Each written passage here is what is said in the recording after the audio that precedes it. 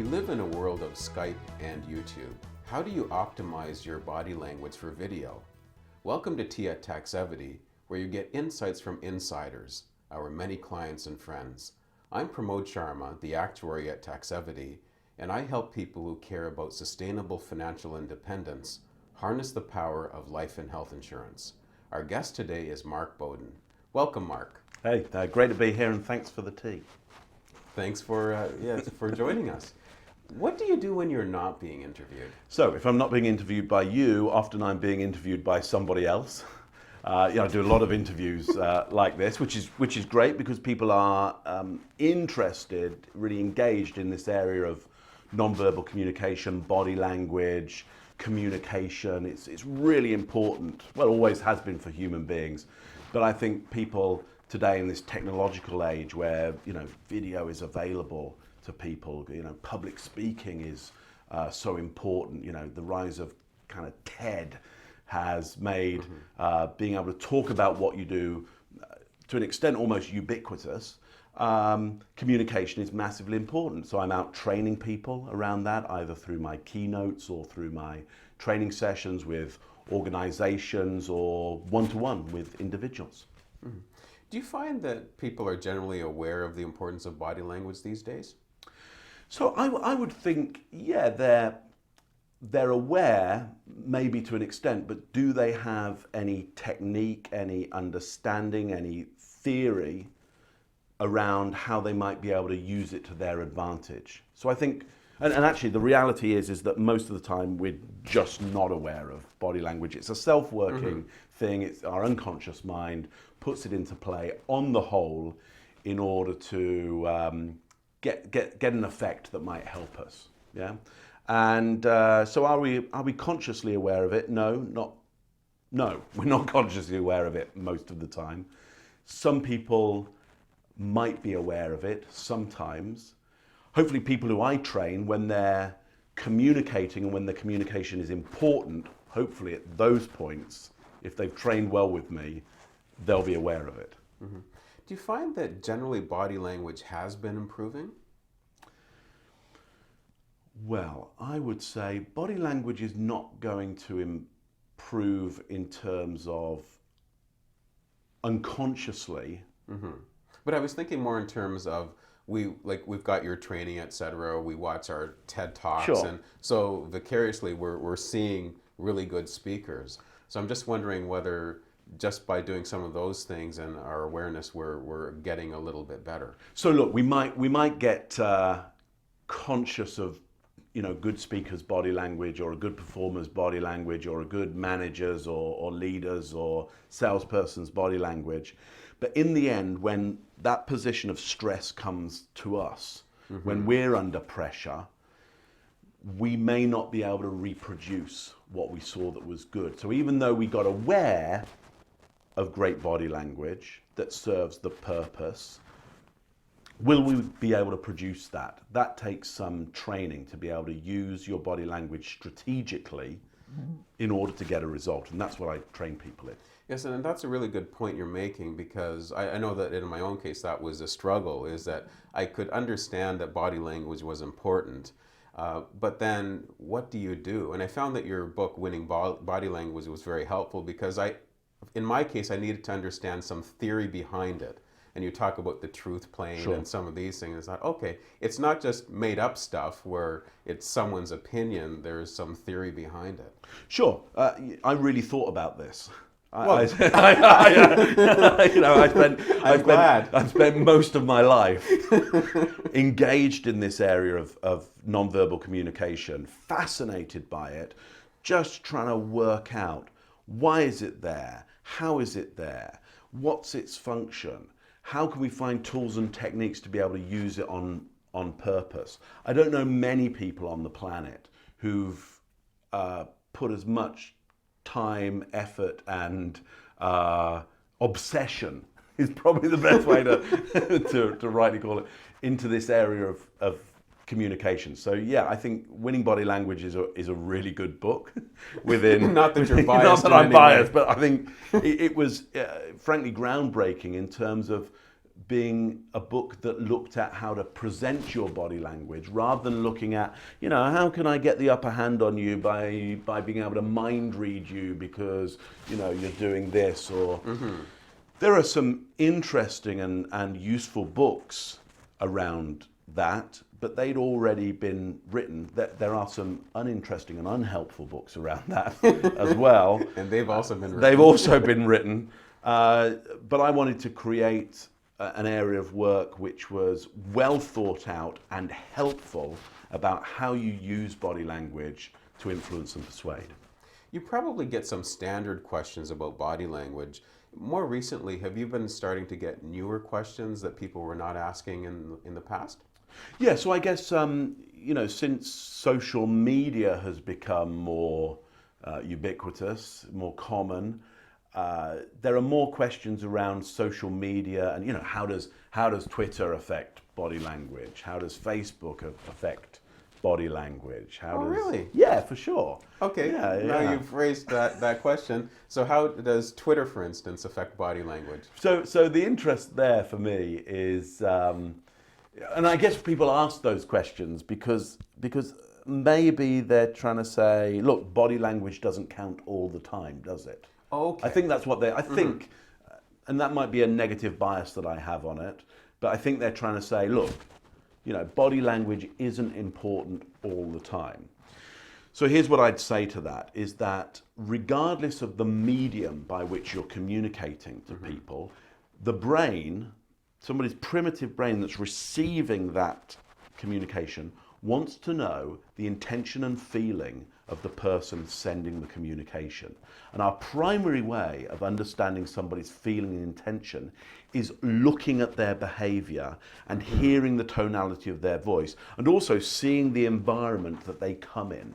Which is why we're doing video. Right, because though it might be interesting if this were just sound, it's not as interesting as if people can actually see us. Right, because recently I've tried to start listening to podcasts. Right. And I find that I want to be able to see the people. I want to know, like, are they serious? Are they just drinking coffee? Are they, like, dozing off? Like, I don't know why, but it's just not enough hearing their voices. Well, so the reason why is because you're a human being. Oh. Human beings, yeah. Human beings want to know, what is this person's relationship and intention towards me, and how do they feel about me? Yeah, and are they my kind of person? Are they part of my group? Yeah, are we affiliated in any way? Can they be trusted? That's the most important thing, I think. Do I trust this person? And we trust more if we can see, because we can pick up all the data in the body and the tonality of the voice, which indicates to us a theory that we could have around their feeling and intention. Now, when we come to Twitter or something like that, some of that data has been taken away, though not all of it, because you might have a still picture of the person's face, or even more of the body, and potentially in an environment as well. There might be a sense, but that's all we're getting in terms of a unless they attach a picture to it as well, or they attach a video. Right. Yeah, that might be even better. But we've got, 140 characters, something like that. Yeah, and a picture potentially. And that's all the data that we've got. And there may not be enough data around a feeling and intention. And if there isn't, we'll tend to default to negatives. Does that make sense? So, so the more visual data and sound data you're getting about somebody, the more chance you'll default to positives, and the more chance you'll trust them and their message. Okay, that's pretty interesting. Now, if you're looking at, say, a phone call or an audio podcast, there you're able to hear the voice, you're not able to see the person. Yeah. So I gather you're saying that body language is still important. What can we do to improve our body language in those situations? Yeah, so on a phone call, in a podcast, I mean, if this were just the sound would be pretty good, because we've got some pretty good mics here, and I know that they're going into a pretty good digital system here, and you'll be catching, as long as you're hearing this on really good equipment, you could be catching maybe even better sound than you'd get if you were in the room with me, because you're picking up sound that's just having to move down here and some chest resonance as well, rather than having to use your ears right over there. So this sound could be, for the listener out there, pretty good quality. A phone line though, that's probably cut out the top part of the bandwidth and the bottom part of the bandwidth, and you're just left with the middle, because it's got to move down a phone line or even across the internet. So that may not be as good a sound, and you're missing some of the tonality. So sometimes on the phone, what you might want to be doing is putting in more tonality. What do you mean by tonality? Well, so let's just think about it. Basically, there's downward tonality, as I'm going to do with you now, where I go down at the end of each line.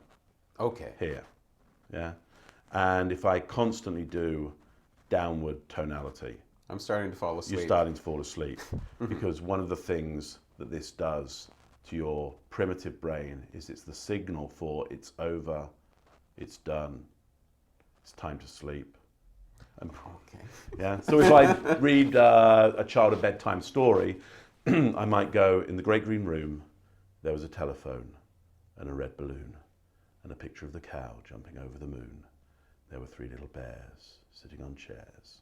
And they'll fall asleep simply because of the tonality. Yes. Now, I could go, in the great green room, there was a telephone and a red balloon and a picture of the cow jumping over the moon, and there were 3 little bears sitting on chairs, and I'm going upwards and upwards, and they'll be jumping up and down on the bed. Yeah, they won't be sleeping. Right, but the text is the same. And I went and bought a bedtime story, and actually it has nothing to do with the words.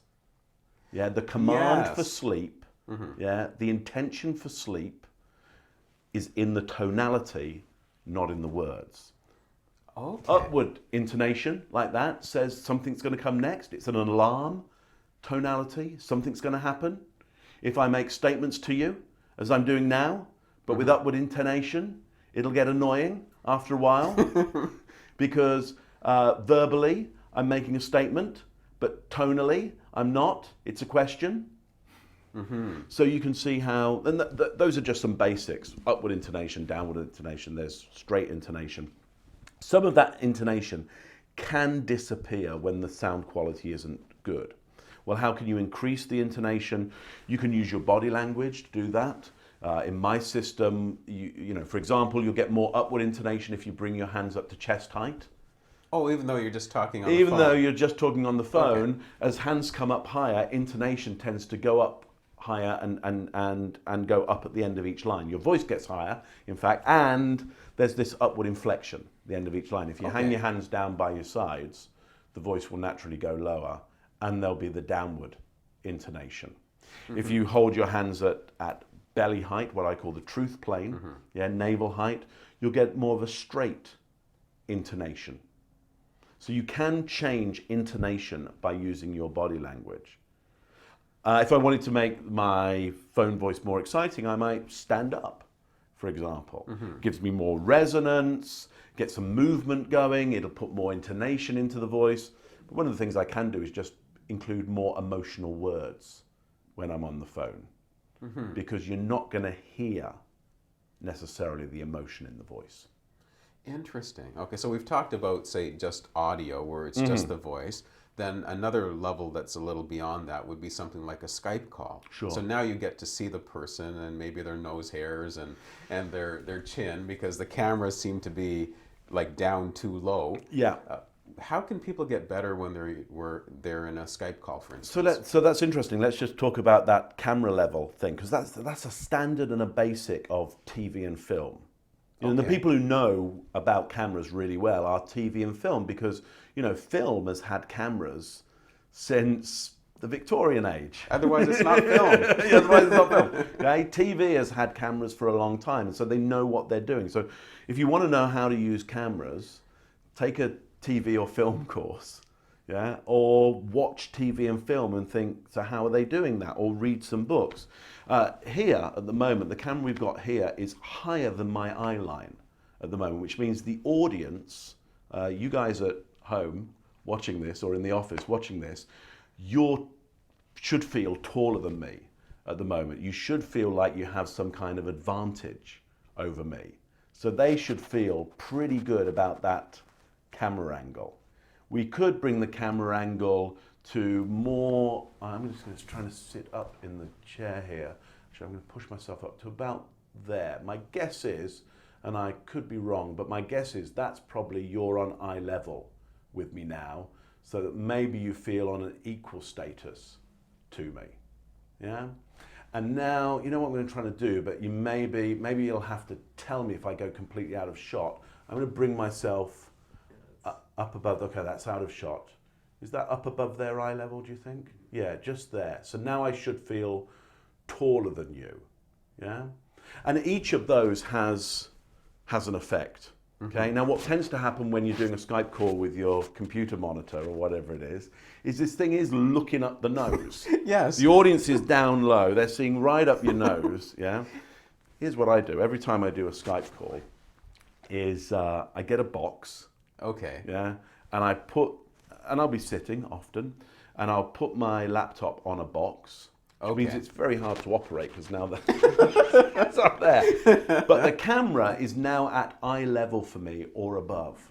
Okay. And it's just a much better way for the viewer at the other end in Skype land to contact me, yeah, to have a relationship with me. They're either on a level or at an advantage of me rather than at a disadvantage. Now sometimes I'll even put it on a box, and then I'll be able to talk at eye level, and then I'll stand up and move back. So they can see more of me. So it's more like I'm presenting. Now often, because when I'm on a Skype call, I might be explaining a body language point. But certainly clients that I've got do that even more now. Okay, that's something you've been telling them is move back a little. Like move back, use more of your body, get more of you in the frame, rather than this thing that's either, you know, close and up the nose. Yeah. Okay, that's really interesting to do it that way. Something else that you can do, so a step that's maybe above a Skype video, would be something like an interview, where you're using better quality equipment and worrying about lighting and those sorts of things. Sure. One of the things that I've noticed, because we've had a number of guests in our series, is that sometimes they feel nervous because now there are cameras. Are there things that a host can do to make other people feel comfortable? Okay, so often people haven't been in front of cameras before. So they walk into an interview like this and instantly they're going, well, what's that? What's that? What's that over there? What does this do? What's that? Where should I look? Where should I look? And where should I look is an important one. So one of the things you can help as an interviewer is go, so we're having a conversation, just keep eye contact with me and just have a conversation with me, just, you know, as you would if there weren't cameras here. Because otherwise, what can happen is the person gets, if they haven't been explained as to where to look, you'll find that they're conscious of, should I be looking there? Should I be looking over there? Should I be looking over there? Should I be looking over there?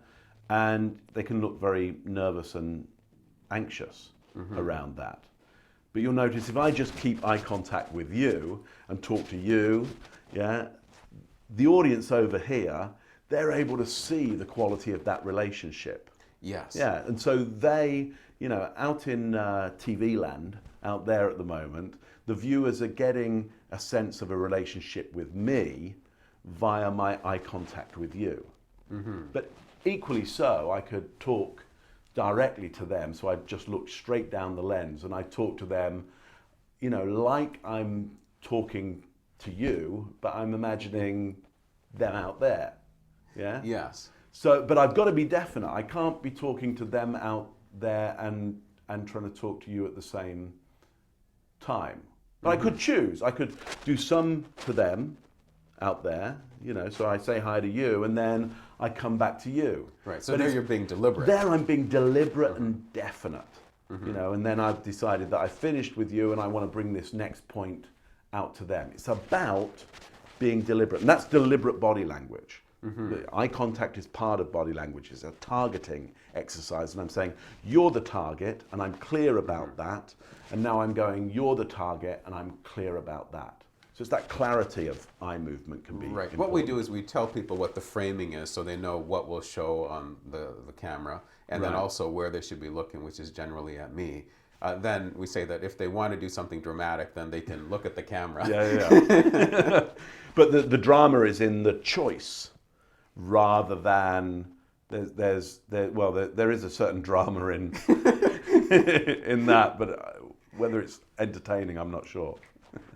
But yeah, so you know, cameras can be a mystery to people. Framing can be a mystery to people as to how much of me is in the shot, and therefore what's important and what's not important. Sound can be a mystery to people. Lighting can be a mystery to people. So one of the things you can do as an interviewer is just help uncover some of the mystery in the pre-chat that you do. Okay. Say, I don't know if you've done many interviews and you're used to this kind of equipment. If you'd like, I'll just take you through it. That's a good idea. It's kind of interesting because when people come here, they see our big lights, and that seems to impress them, and then Right. the microphones. They never seem to comment about the cameras, which are probably the most expensive part of the whole setup. Right, but right. there, I guess they just think that cameras are just normal.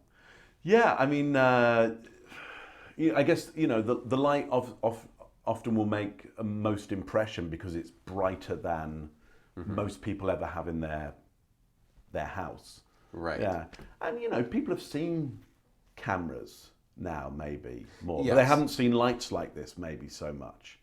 Yeah, but people have seen cameras. They've probably got cameras like this. It's very easy for anybody to have a really good digital camera. You know, you're using cameras here that are not out of the pocket of somebody who wants a decent camera. You know, that's the great thing about current digital technology is you can get great quality stuff for a price that 10, 20 years ago you couldn't possibly imagine.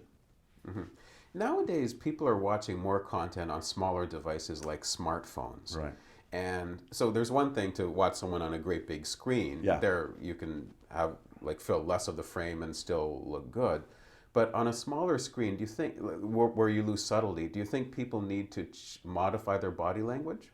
I don't think they do, because even these smaller screens, you know, my small screen here, when held up there, which is probably where I'm gonna view it, is pretty big. Okay. Yeah, and the screen, the detail in the screen itself is pretty good detail.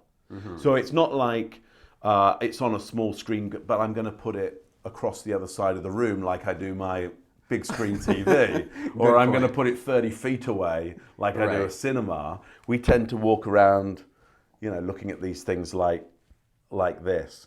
So the quality of the equipment, both at a camera end, a sound end, and at a visual end here, is good enough so that, you know, that will pick it up.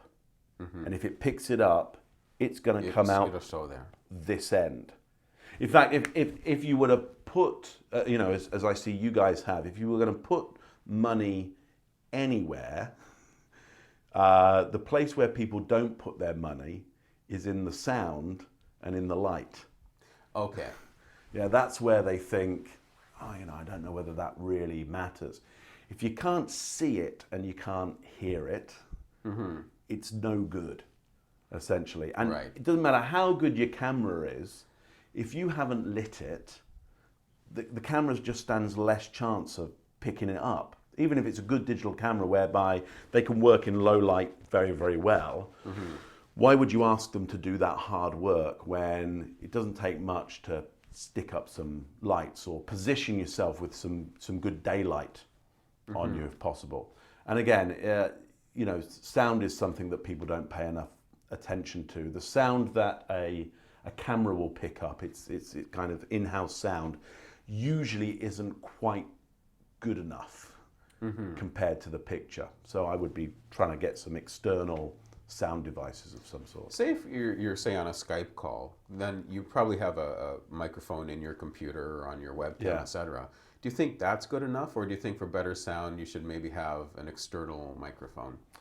So I personally use both, but I always check out You know, if I want to be able to move around and demonstrate some stuff to people and be able to show people something on a board maybe, or so I want to be able to move around my office more, then I'm going to use the computer devices sound and system. But I've got to make sure that the rest of the environment is quiet. Yes. It's going to pick up everything. So if I were in a busy office trying to do that, my guess is that wouldn't work for me. So if it's a busier environment, I'll go for the mic and headphones. Maybe. I have started experimenting. It works to an extent and sometimes not, with connecting a Bluetooth headpiece to the computer. Okay. So actually I can still move and it's picking up quite good sound. Okay. And it works, you know, like any technology. It works sometimes really, really well. Sometimes it's a dream and sometimes not so well. Look, one of the first things I ask whenever I'm on one of those video calls is, can you see me okay and can you hear me okay? How's the picture and how's the sound? Yes, because I've seen you do that. Oh, that's why. Right, that's why, because I want feedback immediately. If they say, Mark, we can't hear you, there's no point in me carrying on. It's pointless. If they go, Mark, the picture isn't really working, or you're really dark, or then there's no point in carrying on, because they'll constantly be in this mindset of, we can't see him, we can't hear him. If you can't see me and you can't hear me, then you're not going to get my data. And you're not going to buy into me and my ideas, which essentially, if we're having a conversation, I'm trying to sell you my product or service, or I'm trying to sell you my leadership, or I'm trying to influence you to some ideas, or I'm trying to change somebody's behavior somewhere. And I mean that not just me, I mean everybody. You know, why do we get into conversations? Well, there's kind of two reasons. Is we're either trying to influence and persuade people, right, or we're just having fun. We're just playing. We're just passing time. Right. You know, we're just having fun with our friends and family. Yeah.